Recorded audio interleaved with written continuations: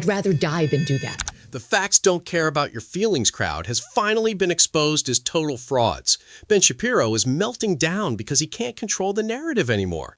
He tried to bully Megyn Kelly into canceling her friends to appease his emotional outbursts, proving he's just a petty tyrant who cares more about foreign interests than American free speech. Watch Megyn and Tucker completely dismantled as neocon gatekeeper. On a rake and say something super anti-Semitic without realizing it? No, it's because I won't defriend you, and I won't condemn and say that Candace Owens is hateful. They want me really, really badly to condemn Candace Owens. And I'm sorry to break it to them, but I am responsible for what I say, not for what anybody else says. I am not Candace Owens's policeman. And by the way, they're kidding themselves that if just one more voice will say something nasty about Candace, she could finally be controlled. Like, how well has that worked so far?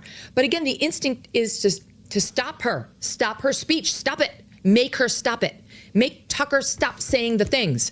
Well, I have no desire to, and I have no power to. And for that, I was called a coward by Ben Shapiro at the Turning Point event, AmFest in December, who, by the way, in my last exchange with him, literally said, our friendship, his and mine, is too important to both of us to make it depend on whom else we are friends with and aren't friends with. That is literally the last text I have from Ben Shapiro. The next thing I knew, he was standing on the stage at Turning Point calling me a coward for this very thing. Pause it. This is Stalinist behavior. Ben Shapiro is demanding a loyalty pledge to a foreign nation, or else you lose your friends and your standing. That isn't conservatism. It's a purge. Ben is a weak man who wants to unperson anyone who questions him because he knows he's lost the base. He doesn't want debate. He wants total submission. It is pathetic, anti-American behavior. So I am convinced now more than ever that there is a crew for whom everything revolves around Israel, that friendships don't matter, love relationships don't potentially matter. The only thing that matters is whether you are standing up for Israel or not. And on top of that, you can even stand up for Israel as I have. You also must not just condemn, but defriend anyone who is raising questions about Israel. It's important that that other person be excised from polite society, be ostracized, that you join us in our messaging to tell the world that they're terrible, they're evil, they should be out of polite society. And no, we're not calling for cancellation. No one's calling for cancellation or deplatforming. Just stop. That's not what we're doing. We just don't want them ever to appear at a Turning Point event again. We just don't want them ever to be invited to CPAC. We just never want to see them at a White House event.